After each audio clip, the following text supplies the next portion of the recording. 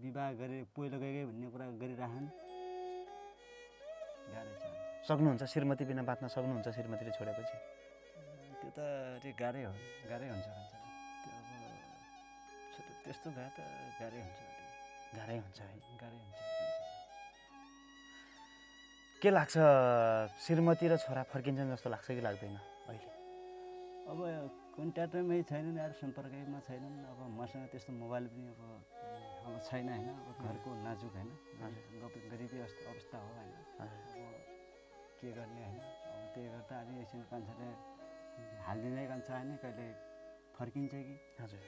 अब जसो भए पनि अब घर फर्किनु पर्यो त, अब छोरा छन्। हजुर। दर्शकबिन सम्पूर्णमा नमस्कार, म प्रस्तोता कपिल मगर। पक्कै पनि यति बेला म तपाईँहरूमा आज उपस्थित भइसकेको छु। अलिकति विषयवस्तुलाई फरक बनाएर आइपुगेको छु।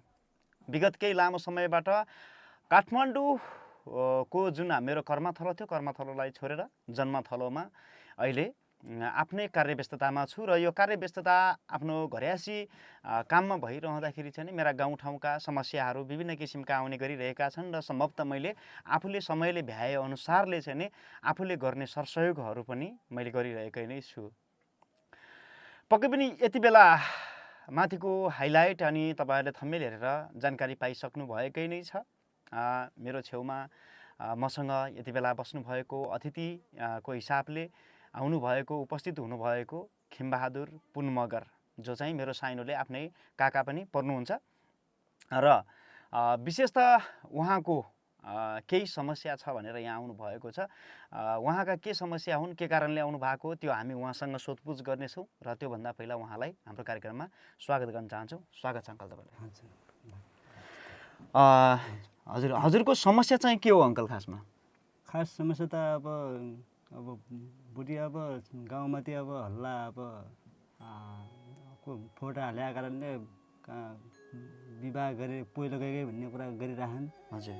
अनि अब त्यो मलाई त लाग्छ त्यस्तो त किन गरिदिएर बुढीले भन्ने पनि लागेको छ। विश्वास मानेको छुइनँ। जसो भए पनि मेरो श्रीमती हो। हजुर। अनि मलाई अब विश्वास त छैन होइन। हजुर। अनि जहाँ भए पनि होइन अब घर फर्किनु पर्यो। हजुर। अनि अब बरु त्यो जाने ठाउँमा त्यो बरु म जाने कुरो भयो। हजुर। भन्नको मतलब तपाईँको श्रीमती अहिले चाहिँ घरमा हुनुहुन्न? अहिले घरमा कहाँ छ त? अनि नभए त अनि त्यही भने त अनि यहाँ आएको अनि। खास कति महिना भयो तपाईँको श्रीमतीले घर छोडेको? अहिले भइगयो 6-7 महिना भएको हुन्छ। 6-7 महिना भयो? 6-7 महिना भइसक्यो।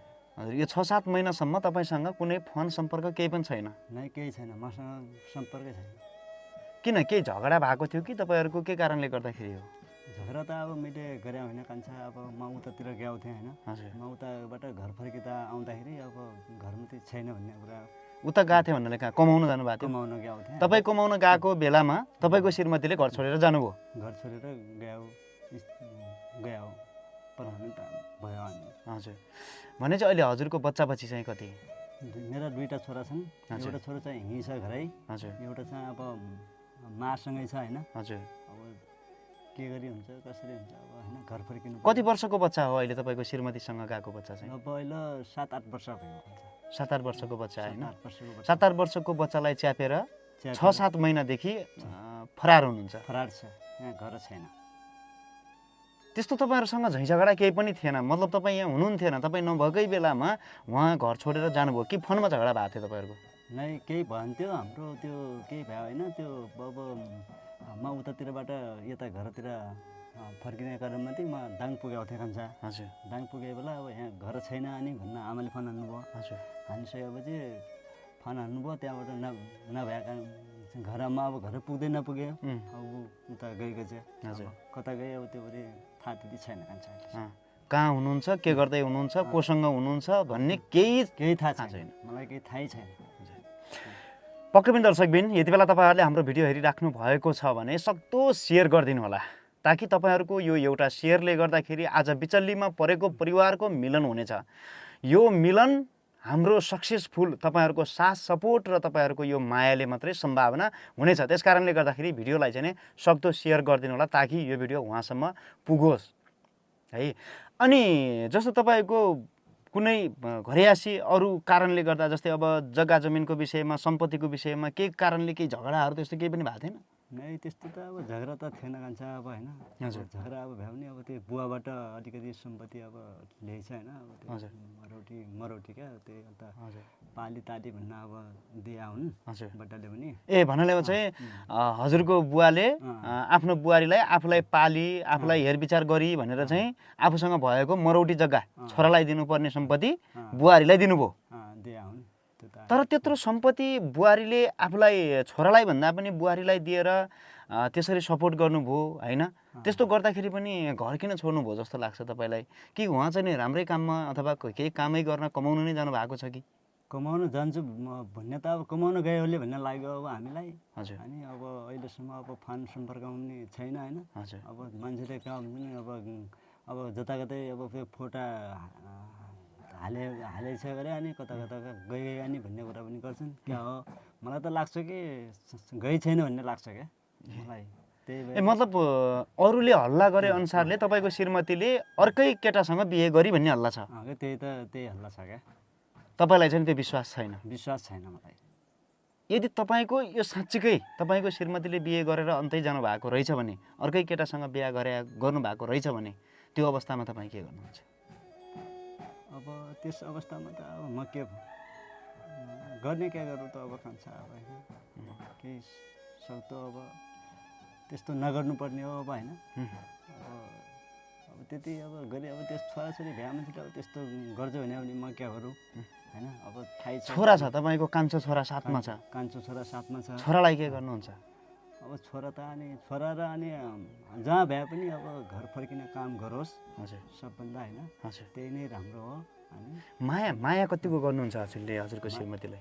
माया त अनि किन लाग्दैन र कान्छा आएर अब माया त किन लाग्दैन र अब त्यस्तो झगडा हाम्रो भने म कमाउन गएको थिएँ। अब त्यतिखेर घर सम्पर्क हाम्रो पुरै कानी भएन त्यत्तिकै अब गएको चाहिँ अनि अब कसैले अब केही अब भुन्त्यायो केही गर्दा कि अब मलाई थाहा छैन। अनि म दाङ पुगिसकेपछि घर आइसकेपछि ऊ त फरार छ। हजुर। अहिले हजुरको उमेर कति भयो? अहिले मेरो त भयो भन्छ लगभग 2049बाट जन्म मिति हामी। भनेपछि तपाईँको 33-34 वर्षको हुनुभयो? त्यस्तै लगभग 33-34 वर्षको उमेरको पुगिसक्नु भएको छ। दुईवटा सन्तान छन् होइन, दुई भाइ छन्। जेठो छोरा कति वर्षको? 12-13 वर्ष भयो कान्छ। 12-13 वर्षको? त्यस्तै। जेठो छोरा 12-13 वर्षको हुनुहुन्छ र कान्छो छोरा 7-8 वर्षको हुनुहुन्छ, जो चाहिँ आमाले काखमा च्यापेर जानुभएको छ। यति बेला कान्छो छोराको पढाइ लेखाइ हेर्नुपर्ने बेलामा, उसलाई पढाउने बेलामा अब काखमा च्यापेर कहाँ जानुभयो के गर्नुभयो भन्ने अत्तो छैन, कन्ट्याक्टमा छैन होइन। भोलि अब तपाईँलाई अर्कै बिहे गरौँ भन्ने पनि ठाउँ छैन। घरमा छोरा छ होइन। अब लगभग तपाईँको त बुवा आमाहरू त 80-90 वर्षको पुग्नुभयो। कति वर्षको हुनुभयो? 80-90 अब त उनीहरूको साह्रै छैन। अब म कस्तो अवस्थाले अब उ गर्ने हुन्छ। अब 80-90 वर्ष बड्डाबड्डी त्यस्तै भइकै हिँड्नै सक्दैन। हजुर। अनि अब हिँड्ने अवस्थै छैन कान्छा। अब बुवा र आमा हिँड्न सक्नुहुन्न। बुवा र आमाको अवस्था एकदमै बच्चाबच्चीको भन्दा पनि नाजुक भइसकेको छ। बरु बच्चाबच्चीलाई स्याहार्न सजिलो होला, बुवा आमालाई स्याहार्न गाह्रो भइसकेको छ यो अवस्थामा। यो अवस्थामा त्यही भएको छ होइन। यति बेलामा हजुरले छोराको भविष्य हेर्ने कि बाउ आमालाई, अब आफूलाई जन्माए तन्माएका बाउ आमा हुन् उनीहरूलाई स्याहार सुसार गर्ने कि श्रीमती हराएको छ श्रीमतीलाई खोज्ने? अनि छोरो पनि हराएको छ, कान्छो छोरा? दुइटै हराएको छोरा। त्यही भएर त गाह्रो भएको कान्छ। कसरी चलाउनु भएको छ जिन्दगी? जिन्दगी त यार के गर्ने यार, अब जस्तै छ जिन्दगी। अब जसो भए पनि होइन, अब जहाँ छ गाह्रो छ नि? गाह्रै छ कान्छ, गाह्रै छ। सक्नुहुन्छ श्रीमती बिना बाँच्न सक्नुहुन्छ श्रीमतीले छोडेपछि? त्यो त गाह्रै हुन्छ कान्छ। त्यस्तो भए त गाह्रै हुन्छ। गाह्रै हुन्छ है? गाह्रै हुन्छ कान्छ। के लाग्छ, श्रीमती र छोरा फर्किन्छन् जस्तो लाग्छ कि लाग्दैन अहिले? अब कन्ट्याक्टमै छैनन् यार, सम्पर्कमा छैनन्। अब मसँग त्यस्तो मोबाइल पनि अब छैन होइन। अब घरको नाजुक होइन, गरिबी अवस्था हो होइन। अब के गर्ने होइन। अब त्यही गर्दा अनि एकछिन कान्छाले हालिदिँदै कान्छ नि कहिले फर्किन्छ कि। हजुर।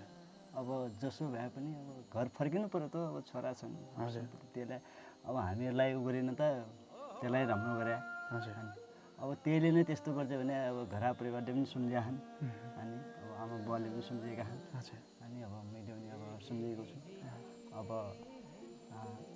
आउने नआउने त अब क्या भनौँ त कान्छा अब उसको हात जसरी भए पनि घर फर्किनु पऱ्यो क्या फर्किनु पऱ्यो जस्तो भए पनि अब छिटै घर फर्किनु पऱ्यो घरको अवस्था अब अलि गाह्रै छ होइन अब बुढो अवस्था तपाईँ कमाउन जानुभयो कमाउनबाट फर्किनुभयो जुन बुढीसँग न्यानो काखमा राखेर सँगै सुतौँला सँगै बसौँला भनेको श्रीमती साथमा छैन साथमा छैन यार कान्छा गाह्रो छ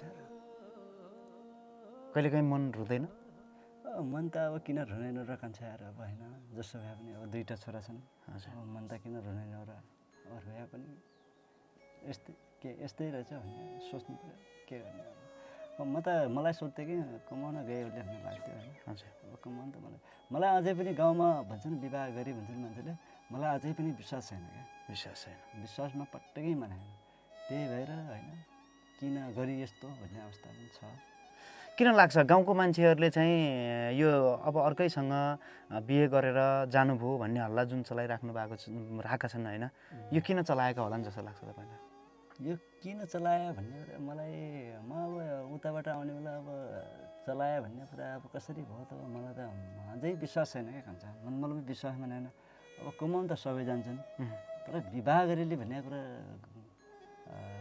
अलिअलि सुन्छु र गाउँमा हल्ला अब के हो कसो हो होइन त्यही भएर अब एकछिन अब गाउँघर नजिकको मान्छे पनि भाइ कान्छो अब एकछिन गराइदियो कान्छ भिडियो होइन उसले पनि अब सुन्ने भनेपछि कोही मन फर्क्यो भने ठिकै छ फर्क्यो भने ठिकै छ अब फर्किन्न भने पनि अब के गरौँ त खान्छ हामी अब यस्तै छ दुःख पीडाहरू सहेर जिन्दगी बाँचेकै छ भनौँ हजुर ओके पक्कै पनि दर्शकबिन यति बेलाको समय निकै नै नाजुक अवस्थाको जीवन छ उहाँको हामीले देखिरहेका छौँ हामी एउटै गाउँठाउँका अझै पनि हामी इष्टमित्र भाइपट्टि पर्ने साइनाका मान्छेहरू उहाँ चाहिँ मेरो साइनोले मैले अघि पनि भनेको थिएँ मेरो अङ्कल पर्नुहुन्छ र उहाँ आउनुभयो म एक्कासी आफ्नो काममा व्यस्त थिएँ र अङ्कल आउनुभयो बाबु म यस्तो यस्तो समस्यामा परेँ गाउँघरमा हल्ला गर्दैछन् मेरी श्रीमती पहिला गई अरे भनेर भन्दैछन् मलाई त्यस्तो लाग्दैन अनि एउटा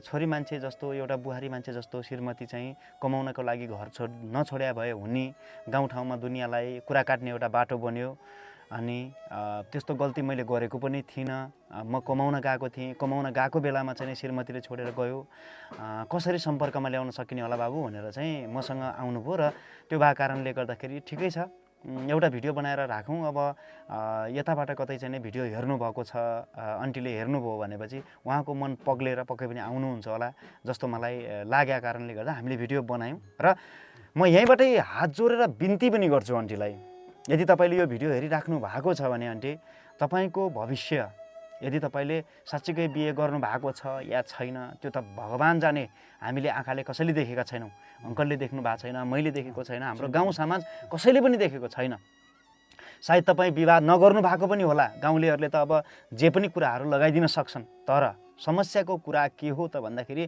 तपाईँले हिजोका दिनमाथि माया गरेका ती सासू ससुराहरूले पिलिक पिलिक गरेर तपाईँलाई कुरिरहेका छन् जसले बुहारीले हामीलाई ताली हामीलाई चाहिँ हेरविचार गरी भनेर तपाईँलाई सम्पत्ति दिनुभयो नि उहाँहरूले आज त्यो बुहारी फेरि पनि फर्कियोस् भन्ने निकै आश गरेर बस्नु भएको छ बिचरा अब काललाई पर्खेर बसेका बुढाबुढीहरूले तपाईँको प्रतीक्षा गरिराख्नु भएको छ त्यति मात्रै नभएर सिङ्गो तपाईँले जन्म दिएको एउटा छोरा छ 12-13 वर्षको बच्चा अहिले भौतारिरहेको छ यो ठाउँमा आमा बिनाको बच्चा कस्तो हुन्छ भन्ने कुरा त्यो बच्चालाई त्यो भोगेकालाई मात्रै थाहा हुन्छ त्यो भएको कारणले गर्दाखेरि तपाईँले तपाईँको बच्चाको लागि र तपाईँसँग काखमा च्यापेको त्यो जुन कान्छो छोरा छ त्यसका लागि भए पनि तपाईँ फर्किनुपर्छ तपाईँलाई कसैले पनि हामीले भनिसक्यौँ तपाईँले बिहे नै गर्नु भएको छ भने पनि हामीले देखेका छैनौँ हामी त्यो कुरालाई विश्वास गर्दैनौँ तपाईँ फर्किनुहोस् तपाईँ फर्किनु भयो भने काकाले तपाईँलाई सहर्ष स्वीकार्नु हुनेछ तपाईँसँग झैँ झगडा हुने छैन उहाँले भन्नुभएको छ